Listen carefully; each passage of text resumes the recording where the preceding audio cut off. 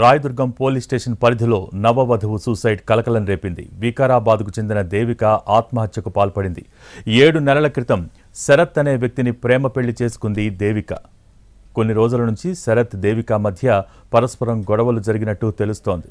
నిన్న ఉదయం ఉరివేసుకుని దేవిక ఆత్మహత్య చేసుకుంది. అయితే దేవిక మృతిపై కుటుంబ సభ్యులు అనుమానం వ్యక్తం చేస్తున్నారు. కట్నం కోసం తమ కూతురిని శరత్ వేధించేవాడని బాధిత కుటుంబం ఆరోపిస్తోంది. పోలీసులు కేసు నమోదు చేసుకుని దర్యాప్తు చేస్తున్నారు. రాయదుర్గం పోలీస్ స్టేషన్ పరిధిలో నవవధువు సూసైడ్ కలకలం రేపింది. వికారాబాద్కు చెందిన దేవిక ఆత్మహత్యకు పాల్పడింది. 7 నెలల క్రితం శరత్ అనే వ్యక్తిని ప్రేమ పెళ్లి చేసుకుంది దేవిక. కొన్ని రోజుల నుంచి శరత్ దేవిక మధ్య పరస్పరం గొడవలు జరిగినట్టు తెలుస్తోంది.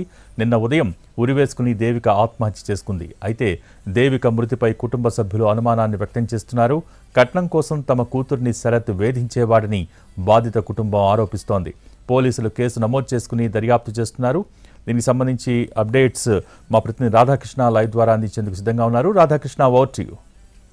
భోగి ప్రస్తుతం ఉస్మానియా మార్చురీలో ఉన్నాం. ప్రేమించి పెళ్లి చేసుకున్నారు, అది కూడా పెద్దల్ని ఒప్పించి మరీ పెళ్లి చేసుకున్నారు. కానీ 7 నెలల్లోనే దేవిక ఆత్మహత్య చేసుకోవాల్సి వచ్చింది.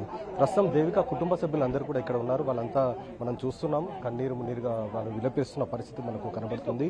దేవిక తల్లితో పాటు వాళ్ళ కుటుంబ సభ్యులు అందరూ కూడా ఉన్నారు. ప్రస్తుతం దేవిక తల్లి వాళ్ళు కుటుంబ సభ్యులు ఉన్నారు. వాళ్ళ మేనమామ ముందుగా వాళ్ళతో మాట్లాడుతారు. ఏంటంటే అసలు దేవిక నిజంగా ఆత్మహత్య చేసుకునేంత అమాయకురాలా? ఎందుకంటే ఆమె ప్రేమించి పెద్దలందరినీ ఒప్పించి మరీ పెళ్లి చేసుకుంది. 7 నెలల్లోనే ఇలాంటి ఘటన జరిగింది. ఏం చెప్పాలి? నా మేనకోడలు అంత పిరికి పంది అయితే కాదండి. అసలు ఆవిడ మనస్తత్వం ఎలాంటిదంటే, మేము ఏదైనా స్ట్రగుల్లో ఉన్నప్పుడు మాకు మంచి సూచనలు సలహా ఇచ్చి, మామయ్య మీరు ఈ విధంగా జీవనం ఉండాలి, ఆత్మహత్య శరణం కాదు ప్రతి సమస్యకు అని చెప్పేసి ప్రతి విషయంలో మాకు అవగాహన చేయించేదండి. మా అమ్మాయి మాత్రం ఆత్మహత్య చేసుకునేటంత పిరికి పంది అయితే కాదండి. కంప్లీట్గా ఆమె మనస్తాపానికి గురై వీడు శారీరకంగా మానసికంగా వేధించి కొట్టి ఇదంతా విసికి గిచ్చి ఆమెను కంప్లీట్గా డిప్రెషన్లోకి తీసుకెళ్లి ఆమె ఆత్మహత్య చేసుకునేటట్లు వీడు చేశాడండి. మాకు అంటే ప్రేమించి పెళ్లి చేసుకున్నారు వీళ్ళు, ఎందుకు ఇంత దారుణంగా ఎందుకు చేయాల్సి వచ్చింది అతను? అయితే గత సంవత్సరంన్నర నుంచి మా అమ్మాయిని వేధించి మా అమ్మాయిని ట్రాప్లో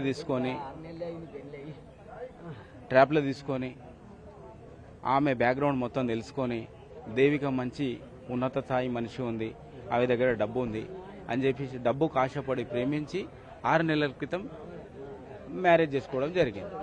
మ్యారేజ్ చేసుకున్న ఒక 15 డేస్ తర్వాత వాడు మొత్తం టార్చర్ పెట్టి డబ్బు తీసుకురా, బంగారం తీసుకురా, నిజాంపేటలో ఉన్న ఇల్లు నా పేరు మీద చేయని చెప్పేసి అట్లా టార్చర్ చేయడం మొదలు చేశాడండి. మీరు చెప్పండి, నిజంగా మీ అమ్మాయి అంత పిరికి అమ్మాయి ఆత్మహత్య చేసుకునే అమ్మాయి, ఎందుకు ఇలాంటి ఘటన? కాదు సార్, అక్కడ వాడే ఏదో చేసింటాడు సార్. ఆమె చేసుకోదు సార్, ఆమె చేసుకోదు. నేను ఒక్కదాన్ని నా కోసం చేసుకోదు సార్. నన్ను చూసుకునే బాధ్యత మీకున్నది సార్. ఇంత మీతో ఎప్పుడన్నా చెప్పుకుందా శరత్ ఇట్లా నన్ను వేధించేవాడని కానీ అలాంటిది? ఎప్పుడు నెల కింద 2 గొడవ వాడి ఇంటికి వచ్చిండ్రు సార్. 12 గంటలకు ఫోన్ చేసిండ్రు వాళ్ళ ఇంటికి వెళ్ళి.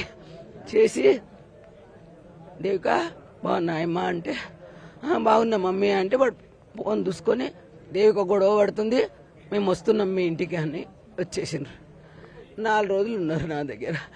నేనేంట పోయి 4 రోజులు ఉన్నాడా అంతే. అప్పటి నుంచి బాగున్నామన్నది. ఇప్పుడు అడిగిన తండ్రి ఇప్పుడు ఒక మెసేజ్ పెట్టింది చూడు తల్లి, ఫ్రెండ్కి పెట్టిందంట, ఇంతోటి వేగలేకపోతున్నాని. అది పెట్టు సార్, అది తీసుకో సార్ మెసేజ్. ఆపత వచ్చినా చెప్పుకోకుండే సార్, మా మమ్మీ బాధపడుతుందని చెప్పుకో సార్. నాకు కొంచెం హెల్త్ ప్రాబ్లం, మమ్మీకి ఏమన్నా అవుతుందేమని చెప్పలేదు సార్. న్యాయం చేయండి. ఎప్పుడు మాట్లాడారమ్మా మీ అమ్మాయితో? ఎప్పుడు మాట్లాడారు చివరిసారి? సండే.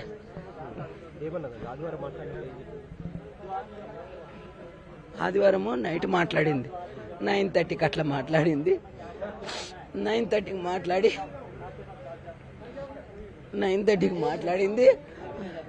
మాట్లాడి రాబేటా ఇంటికి రాండి అంటే, నేను రామ్ మమ్మీ డీమార్ట్కి వెళ్తున్నాము తర్వాత వస్తాము అన్నారు.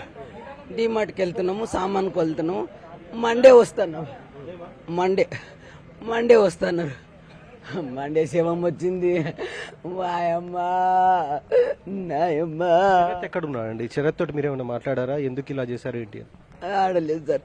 ఆడ నిన్న ఫోన్ చేసి ఉరి పోసుకున్నది మేము మీ పాప అని చెప్పి పోలీస్ ఆయన మాట్లాడుతున్నా అంటే పోయినాడికి మా అపార్ట్మెంట్ వాళ్ళని తోలుకొని పోయే వరకు ఎదురుగా ఉన్నాడు. నాకు అడ్డొస్తున్నాడు. 2 కొట్టి ఏమైంది చెప్పు అంటే ఇక్కడ పోయిండే తప్పించిండ్రు వాడిని, దొరకలేడిగా పోలీస్ స్టేషన్లోనే కనిపించిండు. వచ్చిండ్రు వాళ్ళ ఫ్యామిలీ వచ్చిండ్రు. వాళ్ళని అడిగినా ఏం జరిగింది నాకు చిన్న సలహా ఇవ్వండి, ఏం జరిగిందో చెప్పంటే కూడా చెప్పకుండా వాళ్ళు వెళ్ళిపోయిండ్రు సార్. నాయమ్మకు న్యాయం చేయండి తండ్రి, మూసి పెట్టొద్దు, ఇంకొక ఆడదాన్ని ఖరాబ్ చేయొద్దు వాడు. అదొకటి. తమ్మి కొడుకా మాట్లాడు.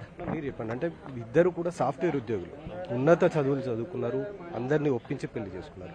కానీ ఎందుకు ఇంత దారుణంగా దేవికని ఎందుకు అతను శరత్ అంటే అతను ఏమన్నా బ్యాక్గ్రౌండ్ ఏమైనా ఇంత ముందుకు అలాంటి చేశాడా, లేకపోతే ఇప్పుడు ఎందుకు ఈ విధంగా? అలాగే కట్నం కూడా దాదాపు భారీగా ఇచ్చి పెళ్లి చేశారు మీరు ప్రేమించి పెళ్లి చేసుకున్నప్పటికీ.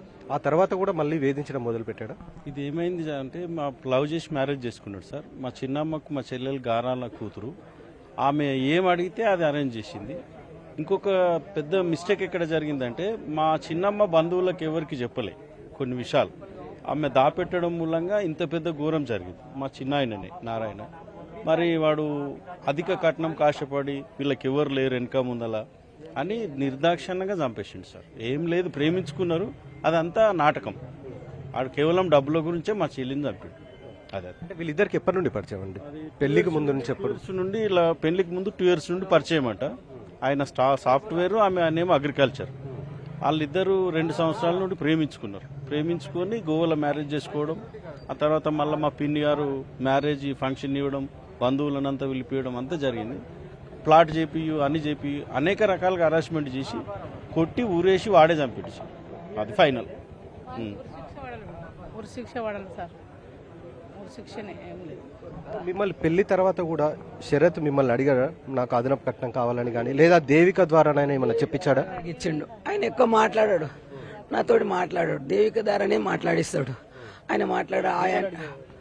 దేవిక ఏమన్నదంటే కారు తీసుకుంటున్నాం 3 లక్షలు కావాలి మమ్మీ అన్నది. మొన్న ఇచ్చి తీసుకున్నది గోల్డ్ ఉండే అలా డాడీది 3 తులాలది చైన్ ఉండి వేసుకుంటుంటే అది మమ్మీ వేసుకుంటా అంటే తీసుకుపోకూడదు కన్న తీసుకుపోయింది. ఆడ లాకాలు ఉంటాయి ఆడ చూస్తే కూడా. మళ్ళీ ఏమనుకున్నది నిన్న సోమవారం, అది నీకే ఇస్తా మమ్మీ, నాకు ఒప్పుతలేదు, బాగా అనిపిస్తలేదు. ఇక గొడవ దానికోసం అయిందా దీనికోసం అయిందా తెలియదు సార్. 2 నెలలకైతే గొడవ అయింది. కట్నము ఇల్లు అంటే రాసి ఇస్తావా మమ్మీ నీ అల్లునికి అన్నది. ఇల్లు రాసిచ్చి ఎక్కడ పోదు కొడుకా, నన్ను ఎవరు చూస్తారు కొడుకా అన్న. మేము ఉన్నాం కదా మమ్మీ అంటే, నేను చనిపోయినాక మీకే అవుతుంది కదా కొడుకా, నన్ను మీరే చూడాలి కదా కొడుకా. ఇది ప్రస్తుతం తల్లి చెప్తుంది. అంటే ఏకంగా ఆమె ఉంటున్న ఇల్లును కూడా తన పేరు మీద రాయించాలనేది శరత్ వేధించాడనేది కూడా చెప్తూ ఉన్నారు. ప్రస్తుతం అయితే పోలీసులు కేసు నమోదు చేసి దర్యాప్తు చేస్తున్నారు. ఆ దేవిక డెడ్ బాడీ కూడా ప్రస్తుతం మార్చిలో ఉంది. మరికొద్దిసేపట్లో పోస్ట్మార్టం పూర్తయిన తర్వాత కుటుంబ సభ్యులకు అప్పగించారు. భోగి.